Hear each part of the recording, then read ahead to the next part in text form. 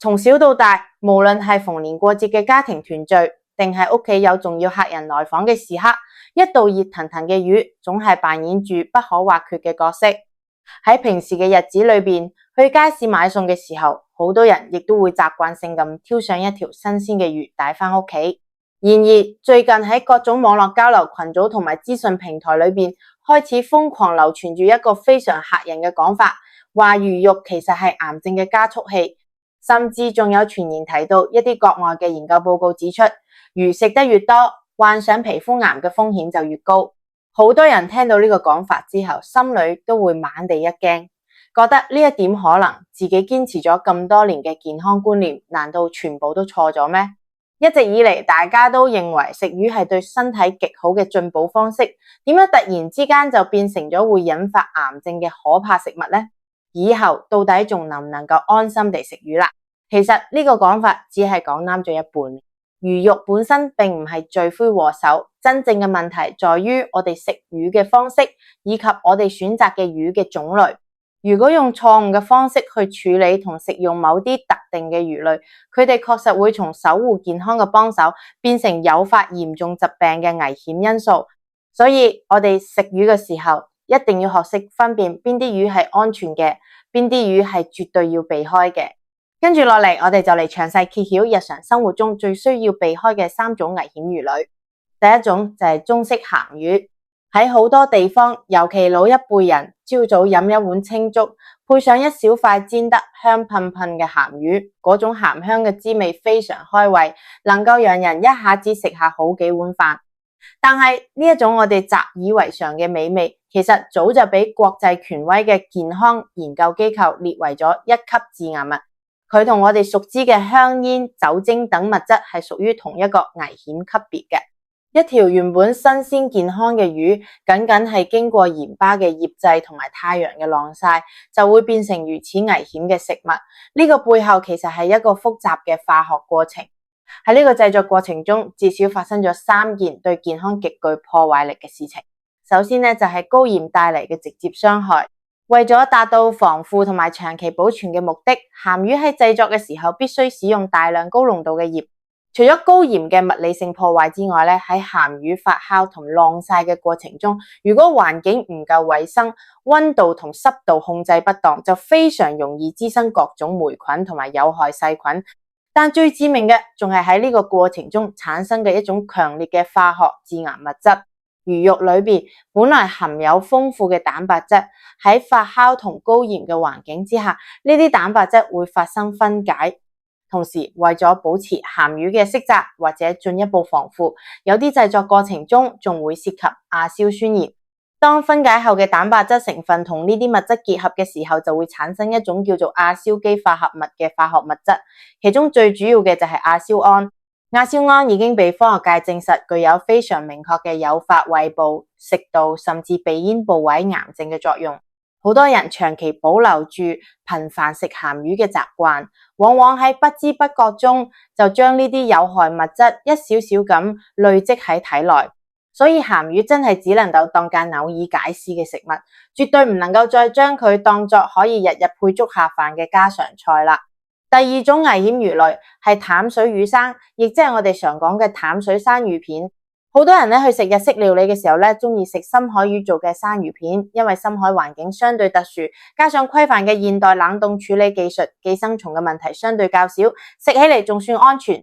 但係食淡水魚嘅生魚片絕對係另外一回事。喺一啲地方啦，好多人特別中意去河邊釣魚，或者喺水庫附近食嗰種現殺嘅淡水魚生魚片。佢哋覺得呢一種未經高溫烹煮嘅魚肉口感鮮嫩甘甜，係難得嘅美味。甚至而家仲非常之流行用酒、豉油、大蒜等調料簡單醃製一下就直接生食淡水水產。呢一種食法睇似追求原汁原味，實際上卻隱藏住極其可怕嘅健康危機。呢啲喜歡食淡水生食嘅地方，往往就係嚴重寄生蟲病嘅高發區。呢個係因為各種淡水魚同淡水蝦往往係某啲肝臟寄生蟲極其重要嘅中間宿主，喺呢啲淡水水產嘅身體裏邊，非常容易寄生住我哋肉眼根本睇唔見嘅寄生蟲幼體。好多人食淡水魚生嘅時候存在一種僥倖心理，認為只要食嘅時候多沾啲芥末或者配住高度白酒一齊飲，就可以起到殺菌消毒、殺死寄生蟲嘅作用。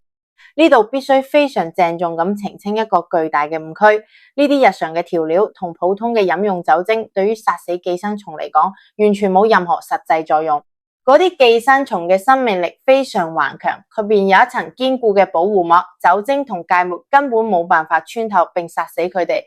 當我哋將呢啲帶有寄生蟲嘅淡水魚生食落肚之後，呢啲微小嘅寄生蟲咧就會順利通過胃部嘅考驗，進入我哋嘅腸道系統喺嗰度孵化出嚟。跟住落嚟，佢哋會順住人體嘅膽道系統一路逆流而上，最終轉進我哋嘅肝臟同膽管裏邊，喺嗰度安家落戶。更可怕嘅係，佢哋會喺嗰度大量繁殖，產下成千上萬嘅後代。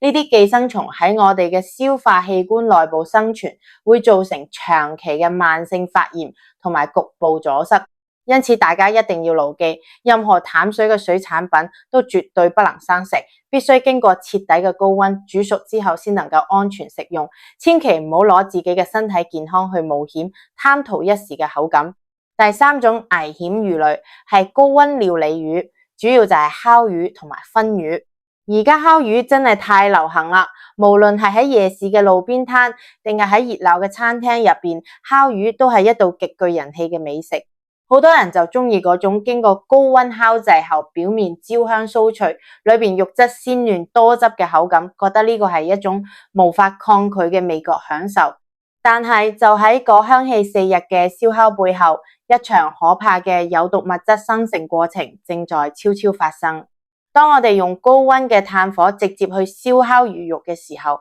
魚肉裏邊嘅脂肪會因為極高嘅溫度而發生劇烈嘅物理同埋化學變化。呢啲油脂滴落喺下方熾熱嘅炭火上，瞬間就會產生大量嘅濃煙。喺呢一股睇似充滿食物香氣嘅煙霧中，其實含有非常強烈嘅致癌物質，其中最被大家熟知嘅就係苯並腘。呢個係一種毒性極強嘅化學物質，佢嘅危險程度極高，已經被醫學界明確證實，對我哋身體嘅多個重要器官都具有極強嘅致癌性。喺烤魚嘅過程中，呢一種有害物質會隨住升騰嘅煙霧緊緊地包裹並附住喺食物嘅表面。同時，如果燒烤用嘅燃料本身燃燒唔完全，產生嘅煙霧裏同樣會大量含有呢一種可怕嘅物質。所以我哋聞到嘅嗰種讓人垂涎三尺嘅煙燻味同埋燒烤味，裏邊其實就混雜住有害物質嘅氣息。當我哋喺大快朵頤地食住烤魚時，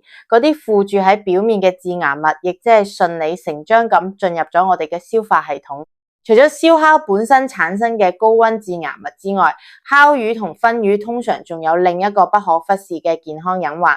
為咗掩蓋魚嘅土腥味，並且讓其更加入味，喺製作時往往會使用大量嘅鹽、重口味嘅醬料以及各種辛香料嚟長時間醃製。呢個就又翻我哋前面講過嘅高鹽攝入對腸胃黏膜嘅巨大破壞問題。大量嘅健康數據調查清楚咁顯示，喺嗰啲燒烤同埋煙燻食物非常普及嘅地區，消化道相關疾病嘅發病率確實居高不下。長期保持住食燒烤嘅習慣，頻繁咁攝入呢啲經過高溫處理且重油重鹽嘅食物，無疑係喺日積月累中俾自己嘅身體增加巨大嘅負擔。所以對於烤魚同埋燻魚，大家真係要盡量克制自己嘅口腹之欲，能少食就盡量少食。我哋每一次去街市挑選食材嘅嚴謹決定，廚房裏面每一次點火烹飪嘅科學方式，以及餐台上夾起送入口中嘅每一口食物，都喺度默默地長遠地影響住我哋嘅身體狀況。希望大家都能夠從今日開始，用最理智、最通透嘅智慧嚟為自己同全家人嘅健康保駕護航，真正做到明白吃魚，食出健康、安心享受大自然賜予我哋嘅呢份美好食物。